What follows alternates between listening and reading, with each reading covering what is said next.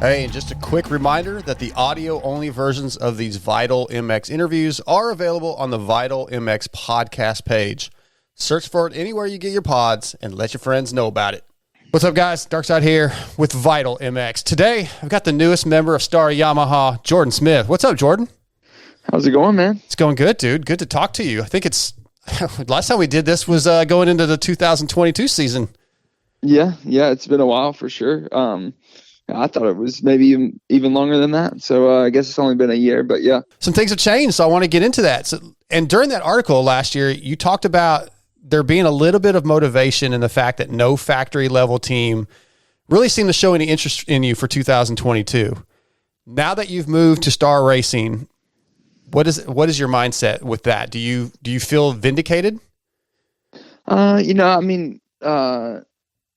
I feel like I definitely, earned my spot back on this team, and I definitely understood why no teams, were super interested before, because I had so many injuries. But put my head down with firepower and Yarif and the whole team, Martine and everyone there. They helped me, showcase what I could do, and that I could stay healthy for a full season.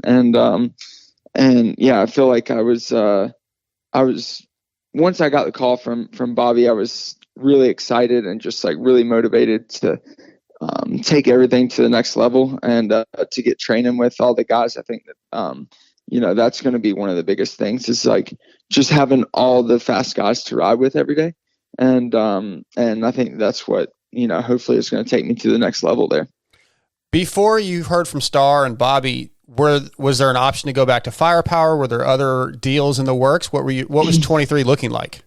Yeah, I was definitely, I really hadn't had any other calls. It was pretty early whenever they talked to me. It was probably 2 or 3 rounds left in Supercross. So, yeah, it was pretty early. And right. I had been talking to Yarif about signing another year or 2 with them, and the whole World Supercross was, they knew it was going to be a thing. It wasn't 100% sure what it was going to be yet, and so we were planning on going, and I was planning on going to race World Supercross with Yarif's team, and then I was going to race Australian Supercross and then get ready for Supercross here. So yeah, there was definitely talks with Yarif. I was really happy with how everything was going there, with the resources that we had to work with. We were dealt a few bad cards kind of going into the season, but we made the most of it, and I was really happy with that. But it's definitely, it's hard to turn down a Star ride whenever you get that. I feel like this is definitely one of my last opportunities at this, so I got to make the most of it and keep getting those opportunities. It's interesting you just said that, because I have a question about that in a minute. Before we get to that, your 22 season had you finishing 6th overall, a couple top 5s. What are your thoughts on the season? I know you broke your finger at Atlanta, but looking back over the season, a couple of little mistakes here and there, and you've talked recently about the image you have, I guess, that some people say, you make mistakes that have cost you obviously positions.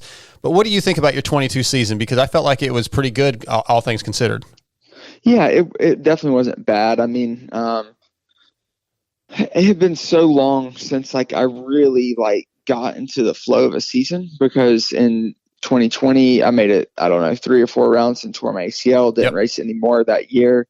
And then kind of the same situation in 21 with my shoulder. So, it had been so long since I really got into a flow of riding, and even just training months at a time. I hadn't done that, so going into this past year, into 22 with firepower, I had a lot of time on the bike, and I really felt good at practice. I felt great at MTF. The bike felt really good, and I felt like we could go out at the first round, and I really felt like I was going to be getting some podiums throughout the year. That didn't end up happening. I got a few top 5s, but mainly I was right around 5th to 7th for most of the year. And I struggled with starts a little bit. And we also just one of the kind of curveballs that we were through. We were working with Factory Connection Suspension, and our main suspension guy with them, he is from Canada, and long story short, it was like he couldn't travel from Canada to the US because of some COVID stuff. Okay. So we only tested 2 days before the season, and that was like in December. We only tested for 2 days. Ziggy came down, and that was before we even had like a full mod motor. We were still in like basically a stock bike, so stock 250. So once you get that race bike, everything changes. And we were chasing stuff throughout the whole season, and it's really hard like doing it across the phone and trying to send videos and this and that, like without our guy being there to watch. So there, like I said, there was stuff that like if they would have went a little bit better, it would have been an even better season in my opinion. But I think that we made the most of it, and we did the best we could with what we had. And yeah, I mean, it was a good season. I definitely felt like I would have some more, runs up front. Maybe not right there with Jet, but running in that like 3, 4, 5 spot a little bit more.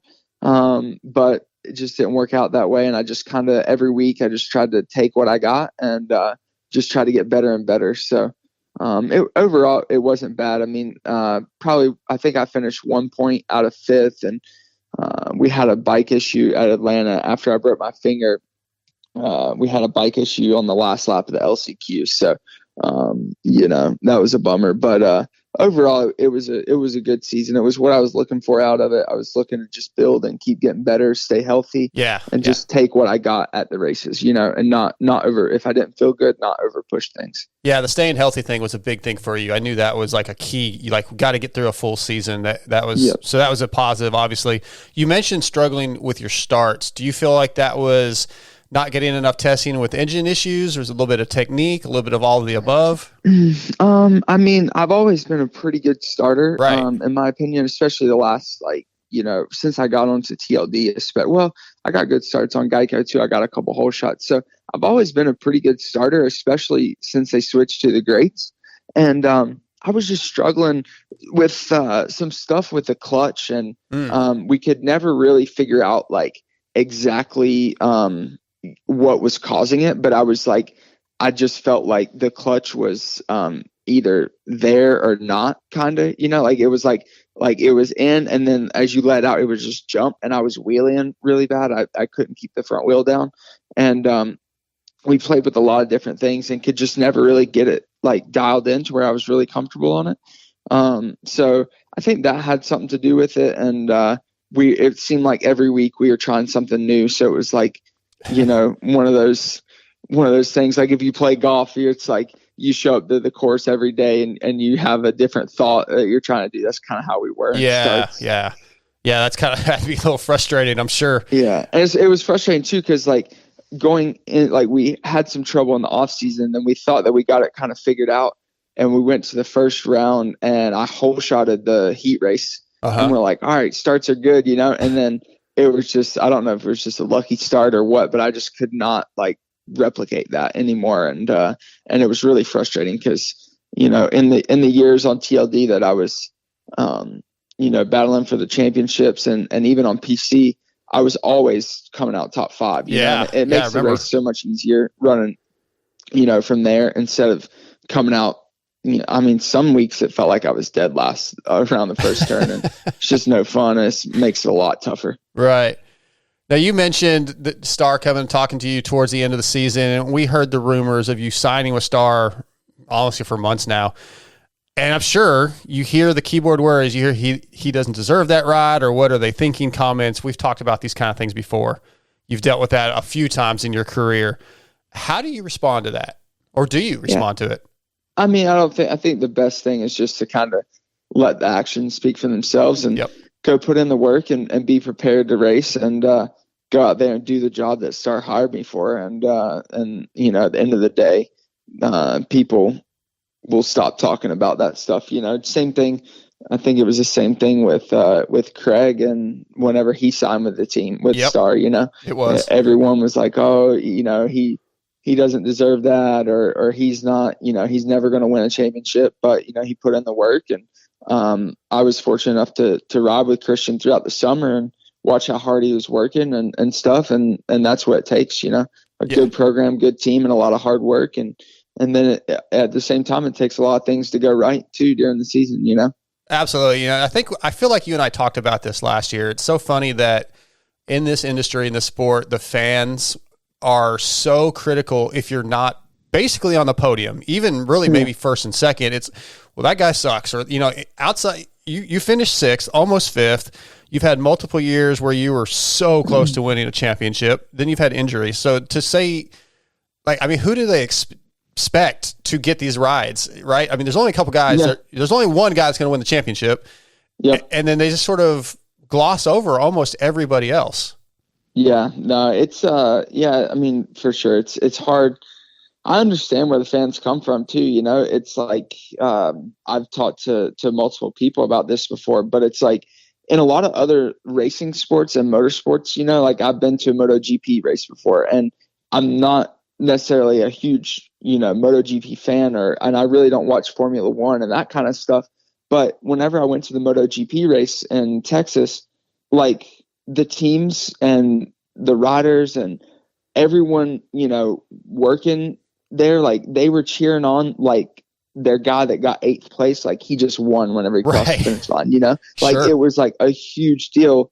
Like they did, that, but that was kind of where they belonged. And it's like in our sport, like like you said, if you're not winning like first, second, third, no one, it's like, okay, good ride. Like you may have a great ride. It may be a privateer guy that gets seventh, and, and that's a great ride for him, but it's like no one, really like says too much about it. So it's just different, it's tough sometimes because, sitting on that line that if you're not top three and sometimes even top, like you said, even top three is not good enough. There was plenty of times in 17 and 18 whenever I was trying to battle with Zach and those guys for the championship, and especially in 18 it kind of got down to the end where it was just kind of me, Zach, and I think Jeremy Martin, and it was really just me and Zach in the championship hunt. And it was like, you get a second place and Zach wins, and you're like, well, it was, it was good. We got second, but not good enough, Right. and yeah. no one left happy. And so that's the tough thing about our sport for sure. Yeah. You have to be insanely mentally strong to overcome the pressures and the expectations of this sport. Yep. So speaking of that, Star Yamaha has proven their ability to win. The expectations are high on that team. How much does that affect what you expect out of yourself this year? Does it change? I mean, not really. I mean, I've been on great teams my whole career. Every year I go into it wanting to win, and I put in the work to try and win, and it's going to be no different this year. So, I would say this past year was the only year that I didn't go in like thinking that I really have a shot at the championship. But to be honest with you, going into the season, I felt really good on the bike, and I didn't know where I was going to stack up, but I felt like I could have went out to the first round at Minneapolis and finished on a podium, and just kept building off of that just as easily as I could have went and finished fifth or wherever I did. Like I felt like I was good enough to go win, and that's how I always feel going to the races. I think if I start showing up to the races and not feeling like I have a chance to win that night, then it might be time to hang it up. Right. Has there been any feeling of like, I have to do it now? Like now, we kind of just touched on it a little bit, but like it's the chances will run out at some point. Do you feel that pressure? Yeah, I mean, I definitely feel that. I mean, I know that this is probably, if I don't make it work here, it's just probably my last big chance at this. So, but I don't necessarily feel that pressure. I don't feel like it's pressure. It's just kind of motivating to make me work harder and really put everything into it. Awesome. I love that response. All right, got two more questions for you. Yep. What do you like about the bike so far? We hear how great this bike is. I just talked to your teammate Styles Robertson a couple of days ago. He was just blown away by the motorcycle. How do you feel about it?